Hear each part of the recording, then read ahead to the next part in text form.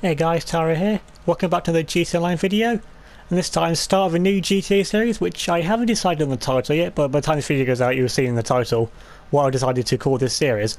Basically, I was going to do a quick, well, I say a quick one, more of a to show you how the lap actually goes. So, it's a rally race, rally stage, alongside the road, alongside the side of Mount Chiliad, so that dangerous road that goes alongside the Mount Chiliad. And as you can see, cause I'm doing it with the cars that I own, so this is actually my custom Omni. As you can see, after I ran out of cars, I've got over 20, somewhere about 30-ish cars. So once I've given them all a run, to see which one's the fastest, could you think that the supercars would win it? But since this Omni is a rally car, my standard chance. So for the rules of the rally races, this series will be, if I crash, I respawn, but if I go a little bit wide and save it, so say like if I go a bit up here, but I can save it and I don't crash into anything, then I can carry on with the run. So it's only if I crash or fall off whatever, I respawn at the start. And also, that timer in the bottom right, ignore that because that's because this is a GTA race. And in editing, the run that actually counts, I'll use my editor to work out the time and then bring up the table of results or however I decide to do it at the end. So coming into about the second half of this lap now, this is where on the proper run things will definitely start to get quite a bit tighter and a bit more technical, and probably won't be going too much faster than what we went out to see. Like if I do this, this will be a restart because I came to a complete stop, but if I go up here, then that's just a little bit off the track, so I would carry on with that. And this proves, even on a slow lap, how difficult this track is going to be to try and complete the runs on. And this is the rally car, so this is probably the best car suited for this. And then coming under the bridge, just pretty much where it signifies coming into the home stretch of the lap. And this is where things should get a bit easier, but given how I've just fell off going about 2 miles an hour whilst trying to explain the lap, and this is where things will probably get a bit difficult. Now this will be where you come around the final sector of the lap now, around the final few corners, past where the final hazard there with that tree, over this little jump to the finish. And then if this was a run, you go into the finish line over there. Okay, so now you've seen where the lap goes. Now it's just time to see how the Omni can actually do on the race lap. Of course, retakes of the lap won't count into this, it's just what the actual lap ends up being once I get a clean lap. So let's just see on the first actual push lap, let's see if I can actually get round, since I couldn't get round on the explaining lap. So the first part, this is where the rally car, Omni, you can take it flat through there, have a little lift off through that left hander, get over the bumps, but just avoid hitting the sign, or get a little bump off the sign. But I think little things like that, I'm not going to restart for that because I can carry on perfectly fine. And because the arrow will be there for every car, so it's not going to be an advantage for the Omni that I'm going to be like, oh, I'll get rid of that sign later on. This is how it'll be. And of course, the cars that go later on will have an advantage, I guess, of me knowing the course better, but then again, these cars I'm going to drive up here, so it's going to be pretty similar for all of the cars. Now going up now into where the top of the mountain, we just avoid the wall there, well, more of a wall, more of a rock than a wall. Now coming into this tight section now, we've got to avoid that sticky out rock there. I've had a few problems with that and the practice runs of making this lap when you have to test it in the GTA creator. Now coming up to about the halfway point of the lap, things are going very, very well on the first one so far. Getting a bit of oversteer though, just managing to control it. Now coming, snaking our way in a straight line, so losing quite a bit of traction through here. Now coming up pretty close to the bridge now, where things get started coming to the corner of Doom. We managed to get around there very slowly this time, but we managed to get around the corner, so definitely doesn't require a respawn. And going a bit of slide on there, we just managing to control it. They're keeping it in a straight line. Once again, just getting power slides on actually even trying to put the power down, and the Omni really isn't wanting to comply with me and going under the bridge, almost crashing off into the side of the bridge, which really would not have been ideal. Now coming up into the final sector, going down the hill, pretty much a blind crest there, which thankfully don't shoot off the edge. Get some nice speed up here under heavy braking for this pretty tight right-hander. Okay, over the final corner now, over this little final jump cut the corner. And now coming up to the finish line, we're actually going to get a first time run. Indeed, we are going to get a first time run. So we're finishing first because we're definitely the only car that's done a lap so far. Let's just seem to see, it says 10 minutes, but this is all in the same run. Just to see at the end, after the other two cars run, how the times actually fared for the other two cars. Coming on now to the second car, and it's the Schafter V12, a car with a lot of power, but not a lot of traction, and it's rear wheel drive as well, so unlike the Omni, this is going to be a complete opposite now for the Schafter.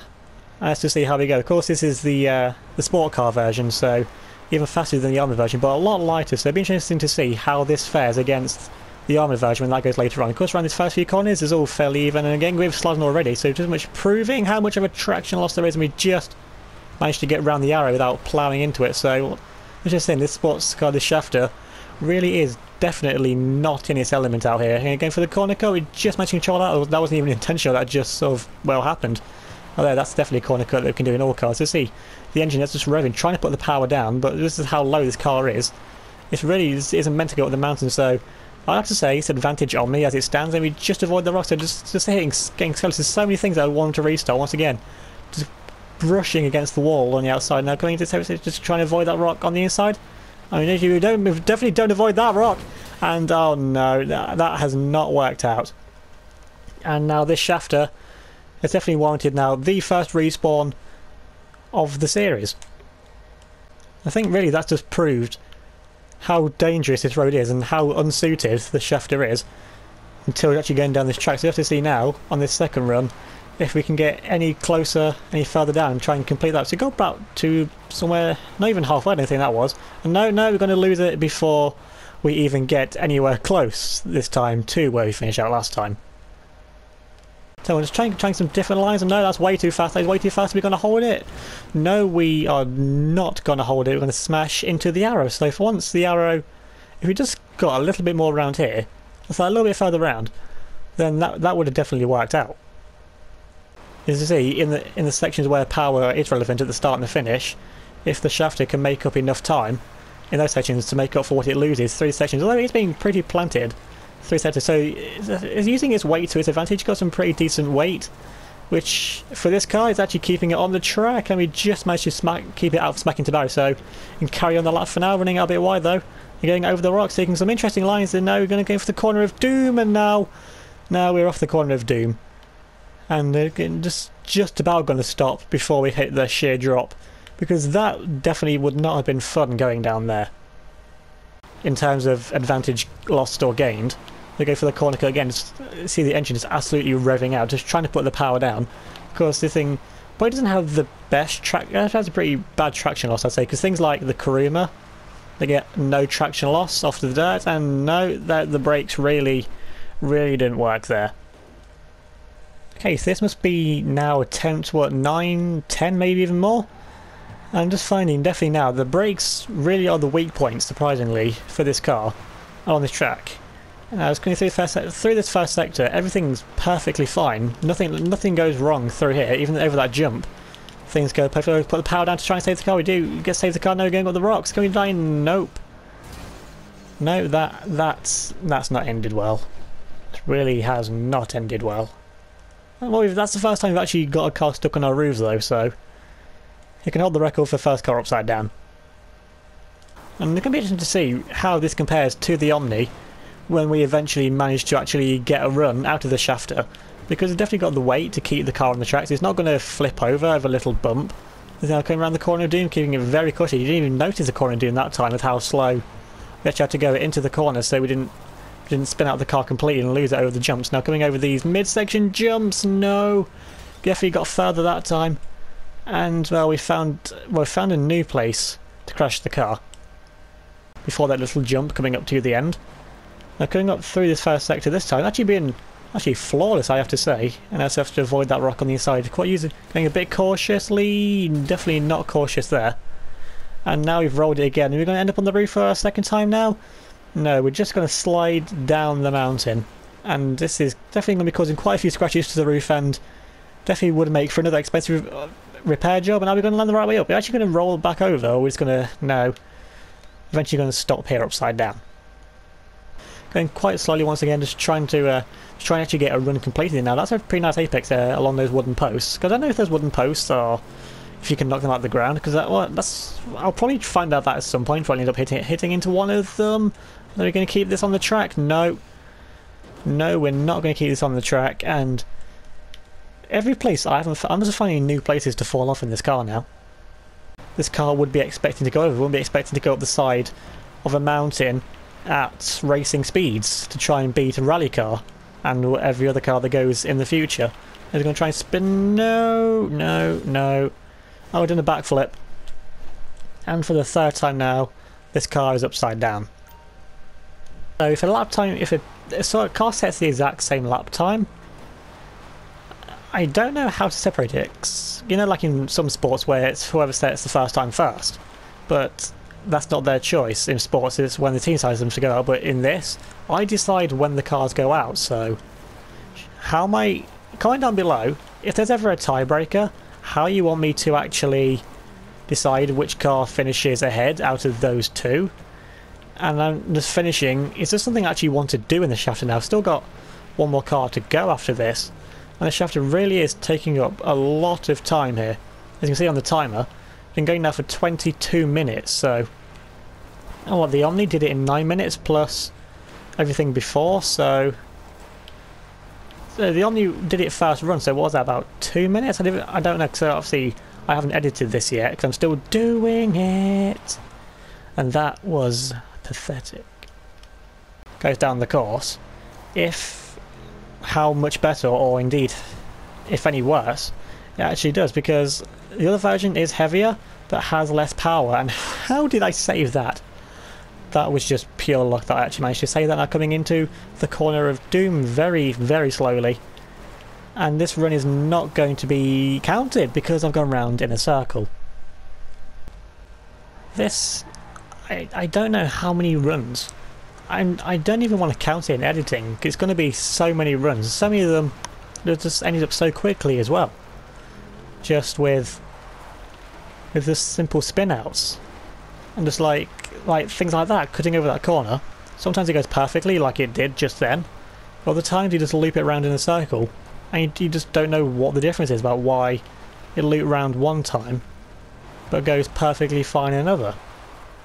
It just honestly does not make any sense to me about how this car can be so temperamental and just so unpredictable one lap, and then the time after do everything perfectly fine. Now coming up now to the section of doom. I mean, I've got this section pretty much nailed down at this point. I've done it at least 40 times, maybe going on 50 times now. This is how many runs I've had to do in this car to actually get it past the train bridge. It's only got past the train bridge once. And now coming into the section of doom over the first of the jumps, and we just managed to get round there. Now coming now into the corner of doom very, very slowly. Now this is where we spat out last time, so not going to put the power down over there. And I'm going very slowly now over this section as well, trying not to spin out the car. And now we're coming to the left-hander now, coming up to the train bridge now, so we've got past the section of doom. Can we carry on from this? Yes we can, we can power out of that. And now under the train bridge now, coming up finally now into the final sector of the lap, coming up now into the easy sector, but then again I just really do not want to put the power down in this car and have it spin out again so close to the finish. And I already know this run is not going to be quick, and now we've got a few more corners left to go now. Now coming past that last tree and now over the little jump, and now coming up now to the finish line. We're finally going to finish the run after 31.5 minutes. Coming on now to the final car of the video, and it's going to be the old version of the Baller. Another off-road car like the Omni, but unlike the Omni, it doesn't have the outright power. It means obviously less power means it'll be slower. It is heavier as well, but honestly less power might not be a disadvantage, because this means you won't spin up your wheels as much. And also this thing is four-wheel drive like the Omni, but it just has the extra size and extra weight, so extra weight could be a problem, and the rocks are definitely going to be a problem. Okay, so not the most successful of first runs in the world. So you actually got some pretty decent power there off the launch, so what's this thing being four-wheel drive? I wouldn't have thought rock would have been that much issue, since I probably hit that rock at some point in the shafter as well and got around it perfectly fine, but of course just the Baller, it's just a completely different car to the shafter, so different issues are going to happen. Of course, hit that rock again, but thankfully this time we bounced off it again, but bounced off it in the way we wanted this time, and yes, easily getting over that corner cut in the Baller. Of course, this Baller got a lot softer suspension, and of course a lot more ground clearance as well, even if it isn't on off-road wheels, which of course the Omni was. But tyres don't really make too much of a difference. Of course, we have got the weight, so it's not really going to roll over, hopefully. Let's have to see how it does around the rest of the lap, because you know, we haven't got as much power as the shafter, so in pure stats the baller is a lot slower than the shafter, but on a circuit like this it might actually be quicker, unless of course I was thinking then I was going to go straight down the mountain, but this is one time I'm actually glad I hit a tree. And it has quite a bit of power, so you see that it was squirreling its way through a lot of the run. And we get a bit sideways now with the baller. We just managed to control it, of course, with this baller. Not the most power in the world, it's got big wheels, so should be able to get a pretty decent amount of traction down, but then again it is pretty heavy. And I don't think it's top heavy, but you've seen so far, Nox, no, ow, this is going to be painful, this is going to be painful. Okay, stop, baller, no, gonna go in the drink, no. My wheel isn't even in the drink. That is literally the closest you can get to the river without actually falling in it. Sort of terrain. So if it had a high centre of mass, it'd fall over all the time, so I didn't think that Nox on the roof would affect it, and I didn't think it would fall over either. Well, that's two cars now that I've rolled in the same video. Safe to say things are definitely not going as well as I thought they would have been so far. I don't get why this thing's having so many issues.